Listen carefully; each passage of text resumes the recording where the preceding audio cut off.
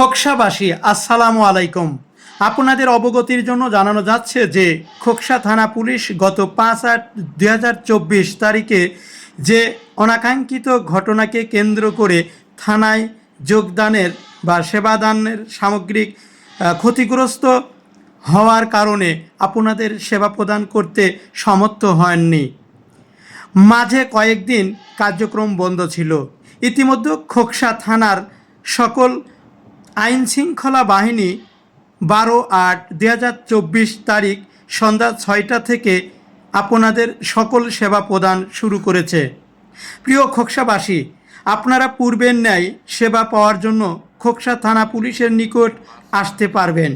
ইসলামী আন্দোলন বাংলাদেশ সংগঠনের যে সকল স্বেচ্ছাসেবক ভাইরা খোকসার বিভিন্ন প্রতিষ্ঠানে দলবদ্ধভাবে পাহারা দিয়ে এবং বিনা স্বার্থে দেশের মাল রক্ষা করেছে, তাই ইসলামী আন্দোলন বাংলাদেশ খোকসা উপজেলা শাখার পক্ষ থেকে খোকসা থানা অফিসের ইনচার্জ আন্নুর জায়েদ ও সকল পুলিশ কর্মকর্তাদের ফুলের শুভেচ্ছা ও অভিনন্দন জানান।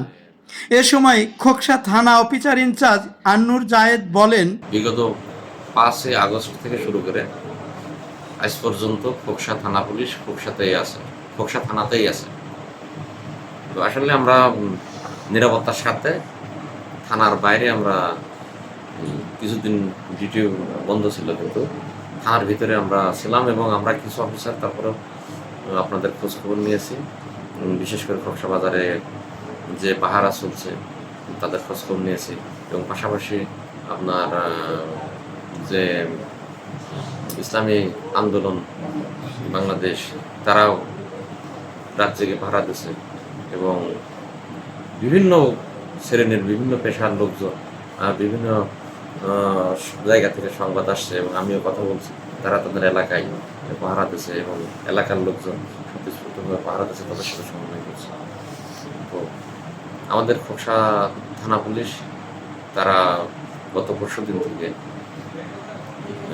পরশুদিন সন্ধ্যার পরের থেকে থানার অভ্যন্তরীণ যারা যে ছিল থাকার পরে থানার বাইরে থেকে ডিউটি পালন শুরু করছে এবং খোকসাবাসী যে আমাদেরকে সাদরে গ্রহণ করছে এবং তারা বারবার আমাদের সঙ্গে আসছে, দেখা করছে যে পুলিশ তাদের প্রয়োজন এবং আপনারা যে এসে আমাদেরকে শুভেচ্ছা জানাচ্ছেন, এই জন্য আপনাদেরকে আন্তরিক ধন্যবাদ এবং অভিনন্দন। এ সময় আরও উপস্থিত ছিলেন ইসলামী আন্দোলনের খোকসা থানার সভাপতি জাহাঙ্গীর আলম, সাধারণ সম্পাদক মিঠন বিশ্বাস। আরও উপস্থিত ছিলেন ছাত্র আন্দোলন বাংলাদেশ খোকসা থানার সভাপতি মোহাম্মদ আসলাম হোসেন। তিনি বলেন, খোকসা থানার পুলিশদের আমরা ইসলামী আন্দোলন বাংলাদেশ খোকসা থানার পক্ষ থেকে তাদেরকে ফুলের শুভেচ্ছা জানাইছি। অফিসার সহ সকল দায়িত্বশীলদের আমরা ফুলের শুভেচ্ছা দিয়ে বরণ করে নিয়েছি এবং তাদের যে কাজে তারা নতুন করে ফিরে আসছে এবং আমাদের জনগণের তারা পাশে থেকে কাজ করবে। ইতিপূর্বে যা হয়েছে সব কিছু তারা ভুলে গিয়ে এখন আমাদের সাথে থেকে জনগণের সেবা করবে। তাদের উপরে যে অর্পিত দায়িত্ব তারা যথাযথ তাদের দায়িত্বটা পালন করবে, এই অঙ্গীকার তারা আমাদের সাথে বদ্ধ হয়েছে। আলহামদুলিল্লাহ, আমরা তাদের প্রতি খুশি হয়ে তাদেরকে ফুলের শুভেচ্ছা দিয়ে আমরা বরণ করে নিয়েছি।